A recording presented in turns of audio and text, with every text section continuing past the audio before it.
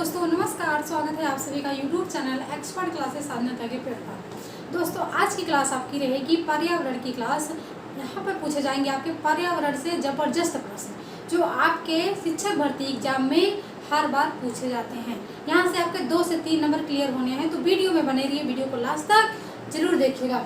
आज का अपना पहला क्वेश्चन है यहाँ पर स्क्रीन पे कि अगर इस धरती पर जैसे पेड़ पौधे हो गए उनकी कमी हो जाती है या फिर पेड़ पौधे कम हो जाते हैं तो उसके कारण कौन से गैस की कमी होगी। तो क्वेश्चन को आप ध्यान से देखिएगा कि अगर इस धरती पर किसकी कमी हो जाएगी, पेड़ पौधे कम हो जाते हैं तो किस गैस की कमी होगी। पेड़ पौधे से हमें क्या मिलता है, ऑक्सीजन मिलता है, और हम ऑक्सीजन को ग्रहण करते हैं और कार्बन डाइऑक्साइड को क्या करते हैं, छोड़ते हैं।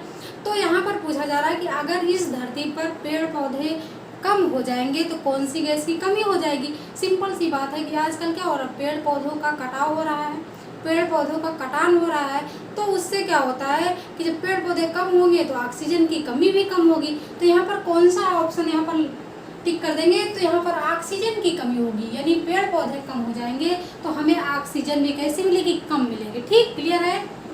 क्वेश्चन नंबर 2 है यहाँ पर कि वायुमंडल में ऑक्सीजन की मात्रा कितनी है। अगर ऑक्सीजन की कमी हो जाएगी तो ये भी तो जानना जरूरी है कि वायुमंडल में ऑक्सीजन कितने परसेंट है। पहला है 21%, दूसरा 78-78%, तीसरा 0.202 और चौथा ऑप्शन है ए सभी। तो अगर 21% की बात की जाए तो 21% वायुमंडल में क्या है, ऑक्सीजन है, यहाँ पर पहला विकल्प लॉक कर देंगे। और 78% क्या है, तो नाइट्रोजन है। क्या है, नाइट्रोजन। ठीक, तो यहाँ पर कौन सा विकल्प आपका लॉक हो जाएगा, यहाँ पर पहला विकल्प आपका राइट हो जाएगा कि वायुमंडल में ऑक्सीजन की मात्रा कितनी है, तो 21% है। ठीक, क्लियर। तो क्वेश्चन नंबर 3 है यहाँ पर कि प्लेग रोग किससे फैलता है। जो प्लेग रोग होता है, प्लेग वो किससे फैलता है, चूहों से फैलता है, बिल्ली से फैलता है, कुत्तों से फैलता है, या फिर ये सभी से प्लेग फैलता है। होता है ना प्लेग रोग फैलता है, अगर चूहे ज़्यादा हो जाते हैं तो क्या हो जाता है, प्लेग रोग हो जाता है। तो यहाँ पर किससे प्लेग रोग फैलता है, तो चूहों से फैलता है। यहाँ पर पहला विकल्प आपका लॉक हो जाएगा कि प्लेग रोग है वो चूहों से फैलता है। इससे क्वेश्चन हमेशा पूछे ही जाते हैं। ठीक, क्वेश्चन नंबर 4 है। क्वेश्चन नंबर 4 क्या कह रहा है कि 71% पृथ्वी का तल ढका हुआ है। किससे ढका हुआ है, कितने परसेंट, तो 71% पृथ्वी का जो तल है वो ढका हुआ है। लेकिन किससे ढका हुआ है, तो पहला है भूमि से ढका हुआ है, दूसरा विकल्प है हवा से ढका हुआ है, तीसरा विकल्प है जल से ढका हुआ और चौथा विकल्प है कोयले से ढका हुआ है। तो जो देखो भूमि का कितना परसेंट पूरा कितना होता है, तो 100% होता है। कितना होता है, 100% होता है। ठीक है, तो जिसमें से पूछा कितना गया, 71% पृथ्वी का तल, यानी कि पृथ्वी का तल कितना है, पूरा 100% है। लेकिन यहाँ कितना पूछा गया, 71% किससे ढका हुआ है। तो जब 71% किसी अन्य चीज़ से ढका हुआ है, तो जो 29% है वो किससे ढका हुआ है। तो ये सारे क्वेश्चन यहाँ पर बनते हैं। तो जो 71% है वो आपका जल से ढका हुआ है। ठीक है, अगर 100 में आप 71% को निकाल दोगे तो कितना बचेगा, 29% बचेगा। और जो 29% है वो किससे ढका हुआ है, तो वो है आपका भूमि से ढका हुआ है। ठीक है, क्लियर हो गया है। 71% जल से ढका हुआ है और 29% भूमि से ढका हुआ है। क्लियर यहाँ तक। तो कौन सा विकल्प लॉक कर देंगे, तो यहाँ पर तीसरा विकल्प आपका लॉक हो जाएगा कि 71% किससे ढका है, तो जल से ढका हुआ है। ठीक, अगर भूमि पूछा जाए तो 29%, यहाँ पर देखो हम लिख देते हैं 29% कितना है भूमि से और 71%। अब क्वेश्चन नंबर 5 है कि निम्नलिखित में से कौन सी बीमारी प्रदूषित जल से होती है। जल जनित बीमारी जो जल से होती है, कैसा जल, तो प्रदूषित जल, दूषित जल। ठीक, तो पहला है हैजा, दूसरा विकल्प है पीलिया, तीसरा विकल्प है टाइफाइड और चौथा विकल्प है ये सभी। तो अगर हैजा की बात करें तो ये भी जल जनित बीमारी है। कैसी बीमारी है, जल जनित बीमारी। पीलिया वो भी प्रदूषित जल से होती है, टाइफाइड ये भी जल से होती है। कैसा जल, प्रदूषित जल। तो यहाँ पे तीनों ऑप्शन राइट है, तो चौथा ऑप्शन के साथ चला जाएगा, ये सभी के साथ चला जाएगा कि जो हैजा है, पीलिया है, टाइफाइड है, ये सभी बीमारी प्रदूषित जल से होती है। ठीक, अगर आप प्रदूषित जल पीते हो तो टाइफाइड होने की संभावना होती है, पीलिया होने की संभावना होती है, हैजा रोग होने की संभावना होती है। ठीक है, ये सारी चीज़ें होती हैं। अब क्वेश्चन नंबर 6 है, क्या पूछा गया कि बिहार राज्य में लीची, क्या यहाँ पर है लीची, बिहार राज्य में लीची के उत्पादन के लिए कौन सा जिला अग्रणी है। एक क्वेश्चन तो आपका बन गया कि यहाँ पर बिहार राज्य में ही लीची का उत्पादन किया जाता है। क्यों किया जाता है? क्योंकि वहाँ पर मधुमक्खी पालन होता है। अब जहाँ पर मधुमक्खी पालन होता है उसके इर्द गिर्द यानी कि आस पड़ोस में क्या होता है, लीची का उत्पादन किया जाता है, जिससे उनकी शहद को लेती हैं, उनके रस को लेती हैं, उनको फूलों को। ठीक है, तो इसलिए ये तो एक बात सिंपल है कि किस लीची का उत्पादन कहाँ होता है, तो बिहार में होता है।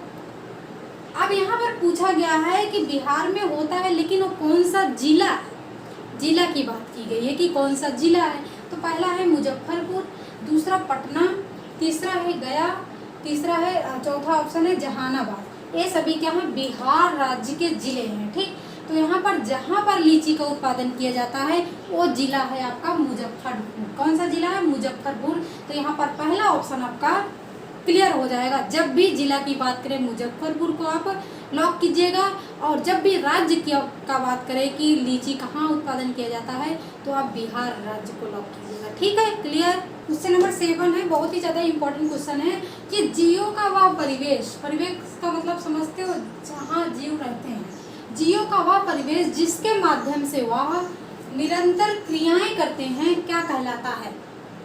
जीवों का वह वातावरण जिसके माध्यम से वो लगातार क्रियाएं करते हैं क्या कहलाता है। तो पहला ऑप्शन है मानव पर्यावरण, दूसरा ऑप्शन है प्राकृतिक पर्यावरण, तीसरा ऑप्शन है सामाजिक पर्यावरण और चौथा ऑप्शन है कृत्रिम पर्यावरण। ठीक है, तो मानव पर्यावरण का मतलब होता है जो मानव द्वारा बनाया गया हो, जैसे मनुष्य का घर हो गया तो उसके आसपास का जो पर्यावरण, उनके घर के अंदर का बात की जाए।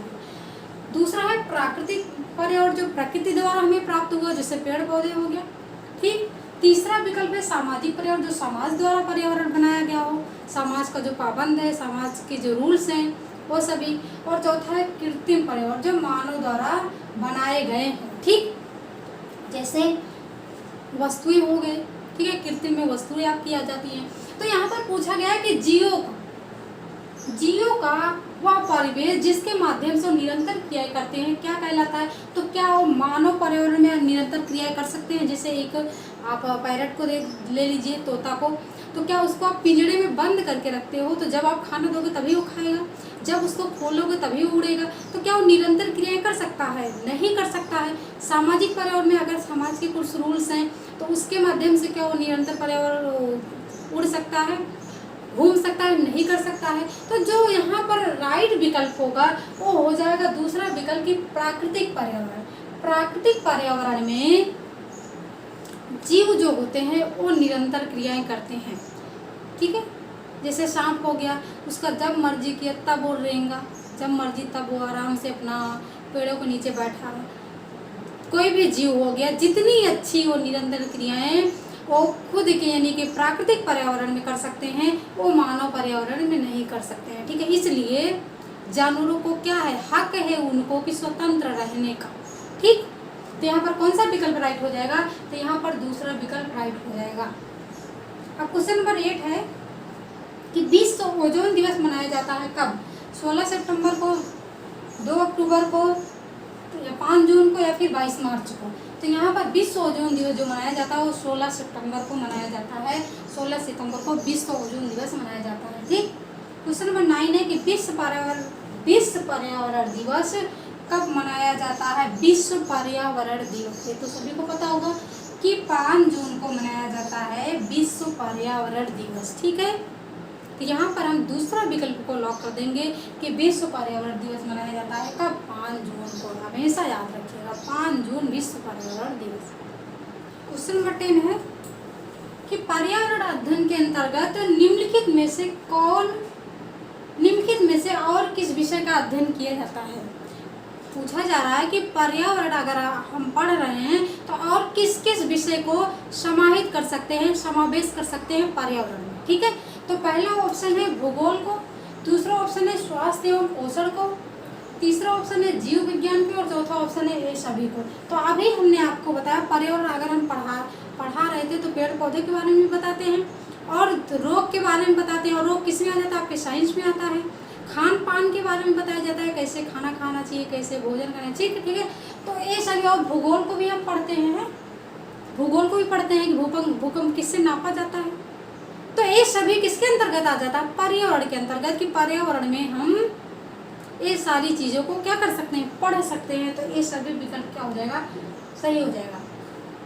क्वेश्चन नंबर 11 है कि ईबीएस का अर्थ है। ईबीएस के अर्थ में बहुत ज़्यादा कंफ्यूजन होता है कि इन्वायरमेंटल स्टडीज होता है ईबीएस का अर्थ, दूसरा इन्वायरमेंटल स्किल्स होता है, तीसरा विकल्प है इन्वायरमेंटल साइंस होता है, और चौथा है ये सभी होता है। तो देखो यहाँ पर ऐसे लग रहा है कि ये सभी ही है, क्योंकि ईबीएस का अर्थ ऐसा लग रहा है जैसे सभी ही हैं, कि इन्वायरमेंटल साइंस भी कह सकते हैं क्योंकि विज्ञान को ही पढ़ते हैं, हाँ, इन्वायरमेंटल और स्किल्स भी है, और इन्वायरमेंटल स्टडीज भी है, इन्वायरमेंटल तो पढ़ते ही हैं, ठीक। तो यहाँ पर ईबीएस का जो सही अर्थ होता है वो होता है आपका एनवायरमेंटल स्टडीज, ठीक। क्या होता है, इन्वायरमेंटल स्टडीज। तो आप हमेशा ए नहीं ए लॉक कीजिएगा। तो ये थे आज के 11 क्वेश्चन। तो दोस्तों आपको वीडियो कैसी लगी, अगर अच्छी लगी तो लाइक ज़रूर करना। अगर आप हमारी वीडियो को पहली बार वॉच कर रहे हैं तो वीडियो को यानी कि और भी लोगों के साथ शेयर करो, और ज़्यादा से ज़्यादा सब्सक्राइब करो। Thanks for watching video. This is Sadhana Tyagi expert classes.